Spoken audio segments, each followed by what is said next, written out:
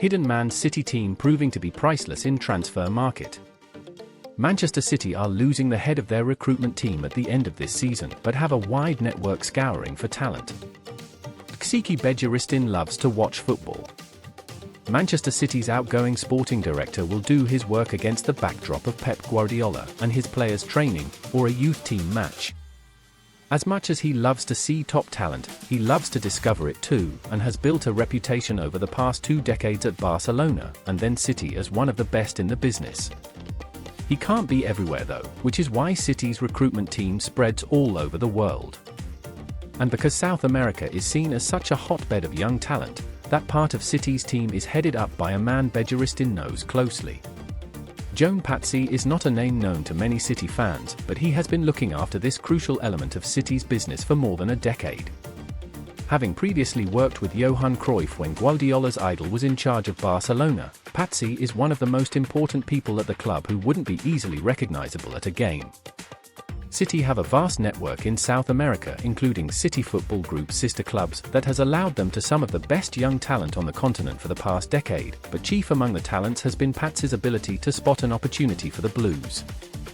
Julian Alvarez, Maximo Perroni, and Claudio Echeverri are among the recent finds that have helped to give City an advantage. That contribution has certainly been recognized within City. As Guardiola posed with his brother with the Champions League trophy in Istanbul last year, next to Begiristin in the photo is Patsy. Man City faced with pressing £52 million reminder as Premier League returns. Manchester City return to Wolves this weekend, having bought one of their star players last season but seen limited returns.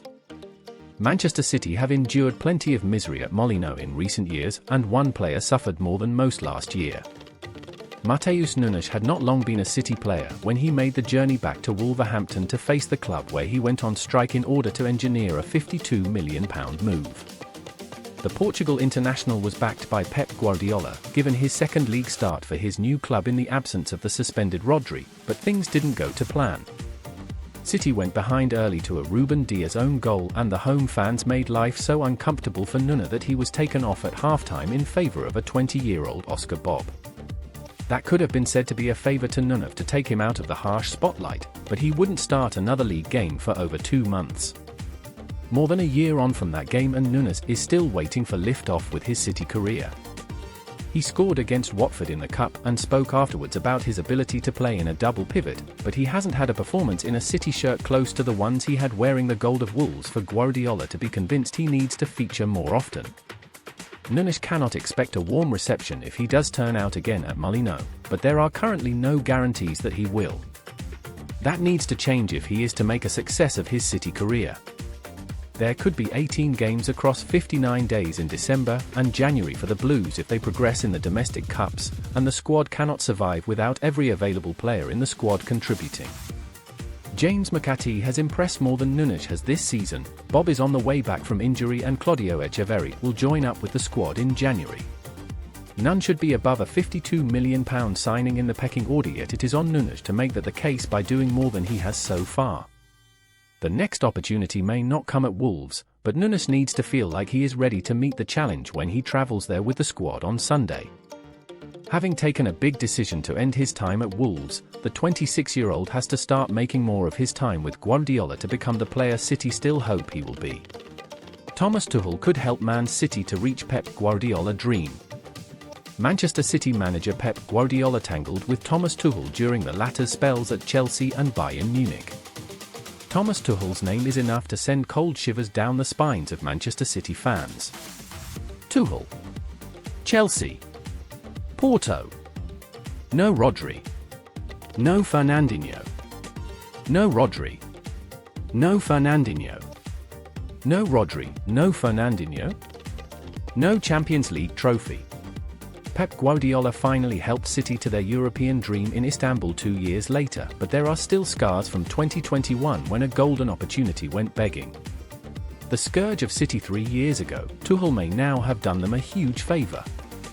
Uncertainty remains over Guardiola's future at City, with his contract into its final months and long-standing partner Ksiki Begiristin leaving in the summer. There has been an expectation that this will be Guardiola's last year at the club, even if nobody has given up hope of tempting him to stay again. When considering Guardiola's next move, the England job was high on the list. A chance to manage a national team, leading them into a World Cup in a country he loves with a realistic chance of success ticked more boxes than most. What's more, England wanted him. As the Times reported this week, the FA approached the City manager to gauge his interest in the job. Without enough encouragement from him though, they have moved to appoint former Chelsea and Bayern boss Tuchel. He will take over in January and be the man to take them to the US in 2026 pending any dramatic changes. That does not mean Guardiola will stay at City.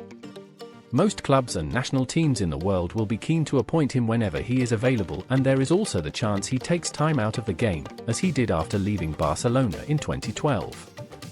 But the England job now being off the table removes an attractive option for Guardiola to think about when considering his future, which may strengthen the case for him to delight everyone at City by staying beyond the summer.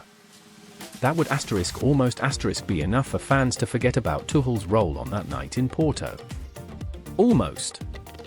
Man City face last chance concerns around £300 million North Stand plans. Manchester City are making progress with an impressive renovation of the North Stand, but it still isn't clear exactly how it will change match days. Look around the former wasteland that Manchester City now call home, and there are no signs of provisions for Premier League points deductions or relegation down the divisions. Between the goal where Sergio Aguero clinched their first league title and the 23,500 capacity Co-op Live venue that the club are major shareholders in, City are busy building the entertainment destination. Consisting of a revamped City Square fan zone, a Sky Bar, a hotel, a new club shop and a museum, the other major work going on is an extra tier on top of the North Stand that will take the stadium to over 60,000 seats. For all the club want to turn the space into a money-making machine for 365 days a year as more tourists are attracted to the growing brand of the team and the hospitality on offer, it is the stadium expansion that is of most interest to supporters. Football is, after all, still the biggest pull. The stadium expansion is a commitment to that and investment in it, adding to the South Stand expansion and upgrades around the ground from rail seats to hospitality offerings that have kept a 20-year-old stadium relevant, while bigger and more modern venues are built around England and Europe. Increasing the capacity to over 60,000 offers the lucrative potential of Manchester hosting a Champions League final, and should UEFA be tempted, there just so happens to be a perfect hotel for teams or officials to stay in. Fundamentally though, the stadium expansion is catered to meet City demand.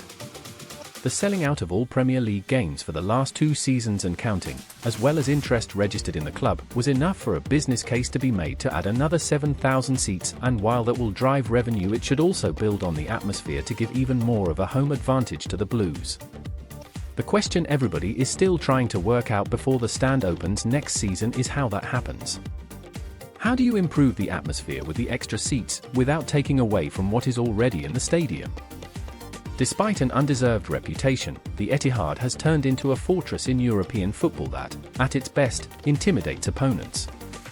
Real Madrid star Federico Valverde named it as the most difficult he has ever played in after they were swept aside 4-0 in 2023. There are long-standing issues though, not least because the most vocal parts of the stadium are split by the away support in the South Stand.